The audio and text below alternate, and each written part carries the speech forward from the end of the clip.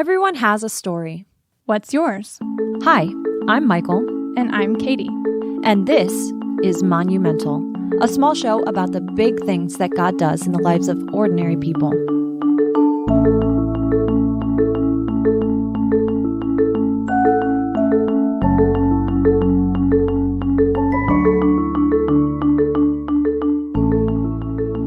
So, Katie, what do you feel like you learned from recording this season together?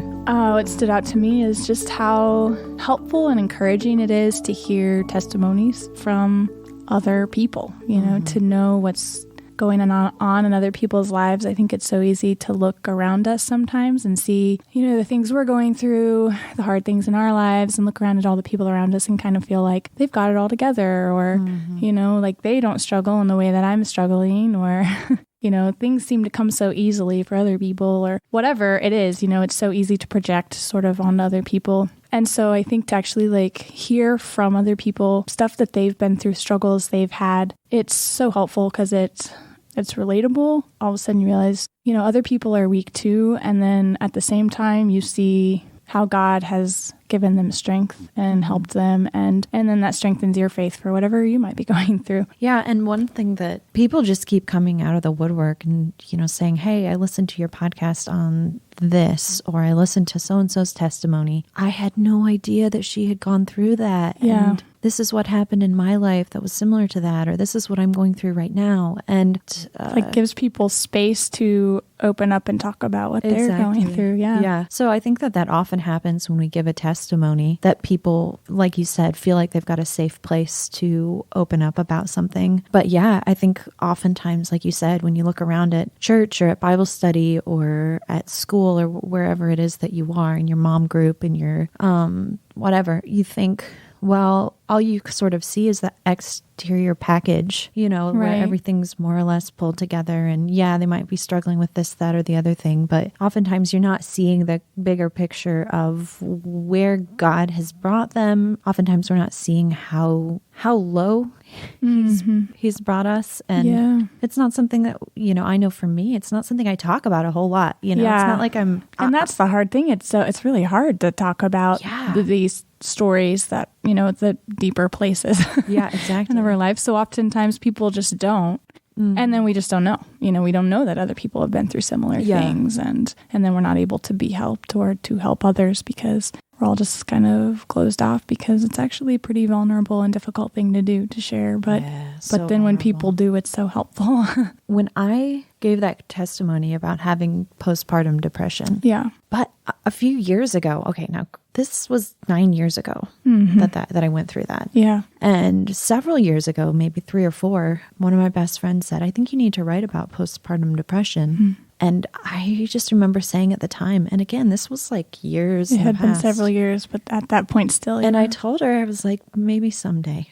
Yeah. Because it was just still it's so vulnerable raw to go back there. Yeah. And I just thought, Well, and to do that, you got to relive it to some extent. Emotionally, you're kind of putting yourself back in that place to have to remember what you're going through, what you're thinking, and how it impacted you. Yeah. And so it's hard. There's some pressure to feel like you've got a neat lesson to present to people, like, oh, that was then and this is now, and here's what I learned, and here's how I've changed, and here's how here's why this will never happen again. Gotta have this nice little package to offer. Right, to kind of present to people and say, or even if it's not that, part of it too is that I think I want to be able to tell people my story and then say, here's how you can avoid ever experiencing that same thing, or here's how here are 9 proven steps. And I'm kind of joking about this because I did write an article at the same time and said, here are 9 steps that you can take that may help. Yeah. But there aren't 9 spiritual steps that you can take to climb out of depression or to never be vulnerable to depression. It's just one more form of suffering that God sometimes... Yeah, God has a reason for taking us into these dark places sometimes. Exactly. And if our application is to help people figure out how to avoid ever having to suffer, then, I don't know, we operate so differently than God does, and pity on us, because God's got such a greater plan and purpose in why he allows suffering. Yeah. Well, and, even listening to your story about your back and surgery and everything, it is my human inclination to think, how can I make sure this never happens to my kids or anyone that I care about or myself? And it's like, you can't. You cannot prevent disease. You cannot prevent birth defects, you cannot fix genetic syndromes. It's just, this is a fallen world, and God works through those things to reveal himself to us. And I think maybe that's been sort of the helpful, an encouraging thing about hearing these testimonies is just seeing what God does in these hard things with people, even just changes in life, not even necessarily suffering, but just, maybe, drastic changes in someone's course in life. Yeah. It's about God revealing himself to us. Sometimes there isn't always this neat, tidy application or takeaway, there isn't always a lesson, that God's trying to do or to teach us. But sometimes, he is teaching us a lesson. It's just, it's not often as... It's not always just about that. It's not always just about a lesson. It's not always just like something that you can condense down to. Yeah, it's something that God uses to reveal himself to us and to strengthen our faith, to show us our dependence on him. And as we depend more on him and less on ourselves, he's more glorified. These are all really good things, which if the suffering or the hard things were removed, we'd miss all that. Well, and I think one of the things that I learned through the experience of falling into depression was just my own weakness, like you said, because I think / thought of myself as a pretty strong person, and think that I was the type of person who just kind of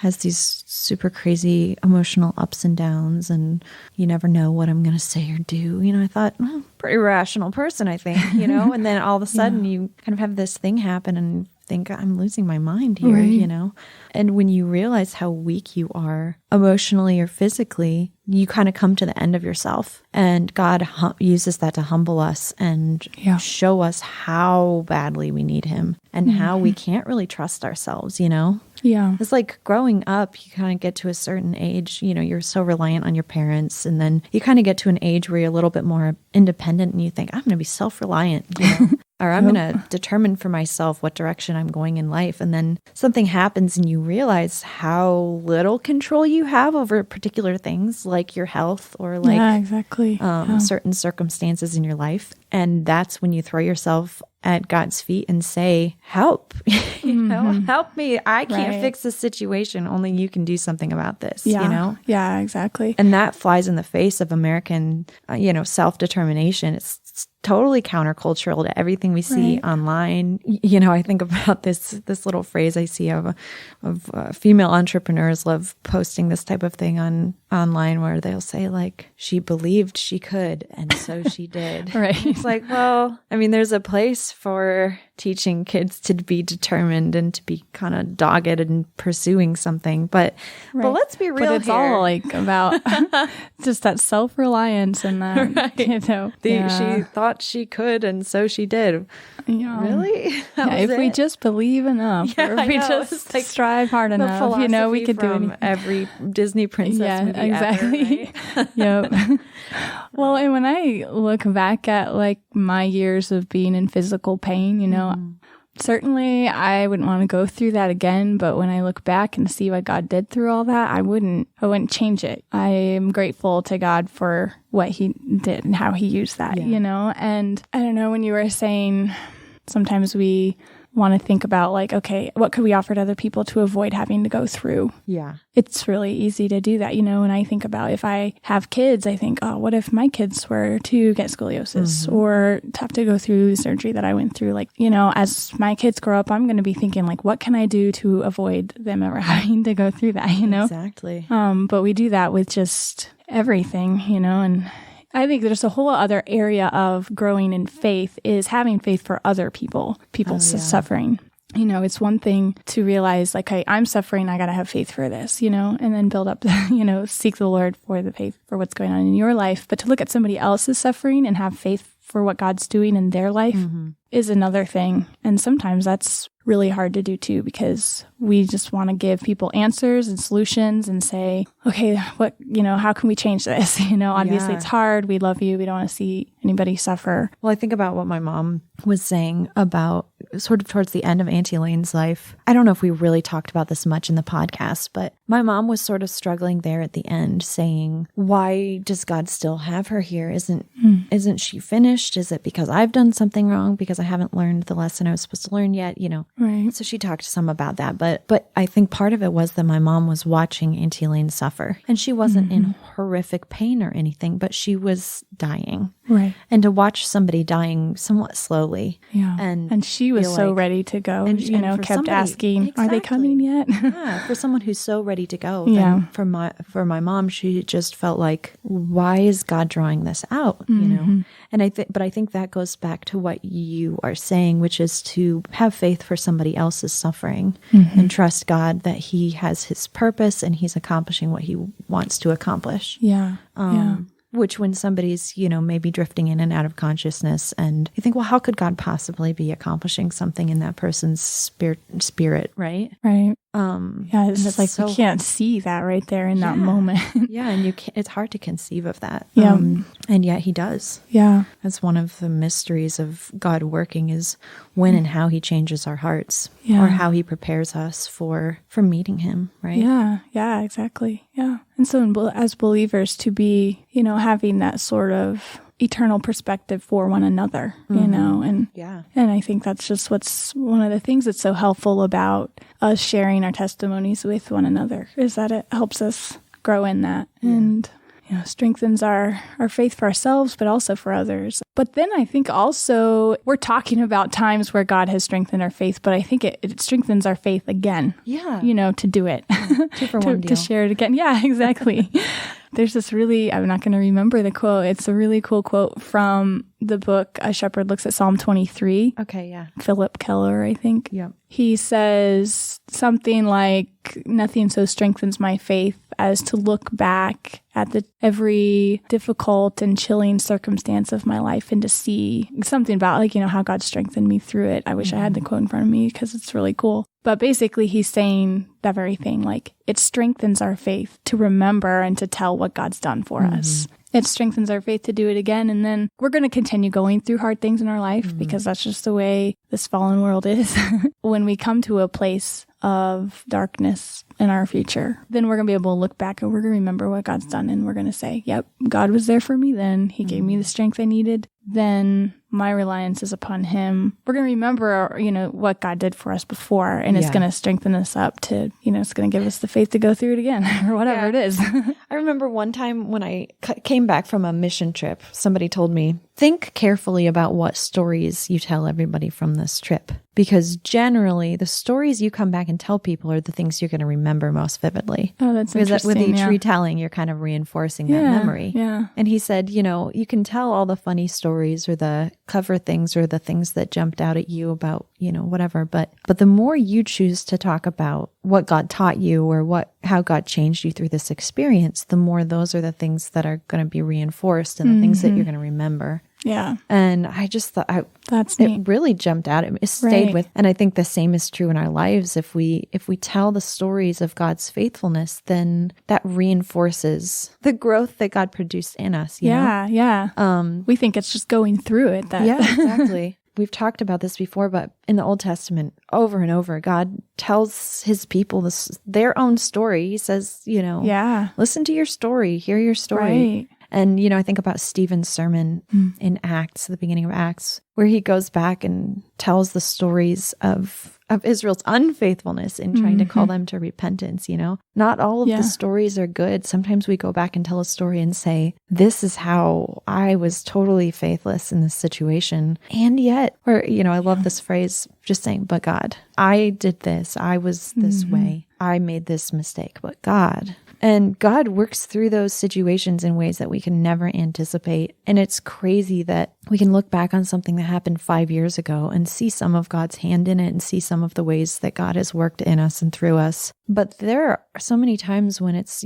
10, 15, 20 years later, we look back and see something completely different, right? Mm-hmm. Yeah. And God is not limited by time in how he's going to use difficulty in our lives to glorify himself and to draw his people to himself. Yeah. And when we look at our kids, we want to pass on our faith to them, right? It's, as a mother, this is the number one most important thing to me, is that my children, put their faith in God. Mm-hmm. Oh, and more, I just keep realizing the most important way to make that happen isn't actually to set a perfect example for them, because that's impossible, but to show them that we are sinners and that God has plucked us up and turned us into something else. Yeah. Because you are weak too, or you are weak too, and struggle too. And, exactly. And not even just then, but now, every day. Yeah, but now too. Yeah, we still are weak, and they could see even, no, it's not coming out clear. Yeah. And if our kids think that we're just sort of these pillars of faith, right? If they just look at you and always just see you're so strong, so godly and perfect, and don't struggle, then my kids don't think that about me. I don't think my kids have any delusions about that.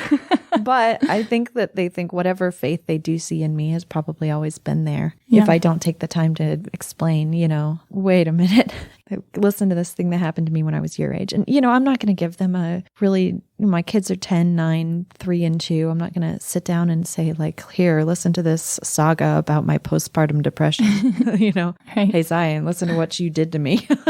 I'm not going to do that. Yeah.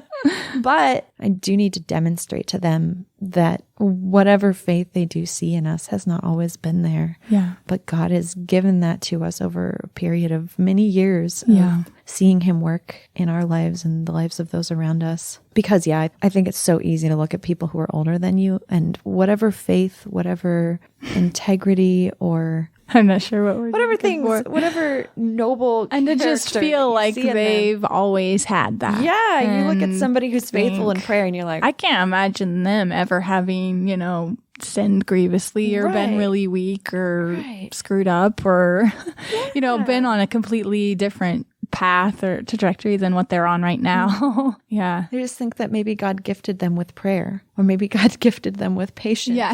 Right. I look at somebody who's really patient and I think, oh, wish I'd been born with that. Yeah. And, right. It never, it seldom occurs to me that they've learned patience over a lifetime of impatience, Right. But when I hear these stories about what people have gone through or what people used to be like, or I think, oh, there's hope. There's hope for me. Yeah, exactly. It's like Scrooge, right? Ebenezer Scrooge. If there's still hope for him. That's right. If he can change that late in life, then maybe, maybe I'll still change. Hope for the rest of us. Change and grow. Yeah. Yeah. We appreciate your support and your feedback. And if you'd like more great content from Warhorn Media, please go to warhornmedia.com and give. And your year-end giving will be a tax-deductible donation. You can also rate and review, and that would be greatly appreciated. And we'd love to hear what you thought of Monumental, and if you'd like more. We hope to bring a season 2 to you, but let us know what you think. Yeah, if you have feedback from this season, we definitely value hearing that. We love hearing from our listeners, and you can do that. Both have Facebook accounts. You can check out Katie Walker. Michael Crum, and I'm also on Instagram as Michael the Mom, and we try to keep those accounts, I don't know, current. Yeah. Ish. If you'd like to contact Katie or me and tell us how you were impacted by one of these episodes, we would love that. We love to hear from our listeners. Yeah, that'd be great. I am running a giveaway right now for a 2018 calendar. I'm doing the giveaway jointly with Doorpost Designs. So if you're interested in that, again, you can check out my Instagram or my Facebook, and there will be links to that. I just saw the calendar, and it's really cool. You're going to want it. So it's a 2018 calendar with quotes that are hand lettered by my friend Sarah over at Doorpost Designs, and it's just beautiful. I'm really, really excited about this project. So go check that out, and all you have to do is sign up for my newsletter and her newsletter, and then you'll get the calendar, and it's just a PDF that you can print out at home, and it's so pretty. I love it. Yeah, it's really pretty. Some neat quotes on there too. Well, it's been fun. Yep. Thank you for listening. Thank you for joining us on this journey and listening to these stories. We hope that they strengthen your faith the way they've strengthened ours.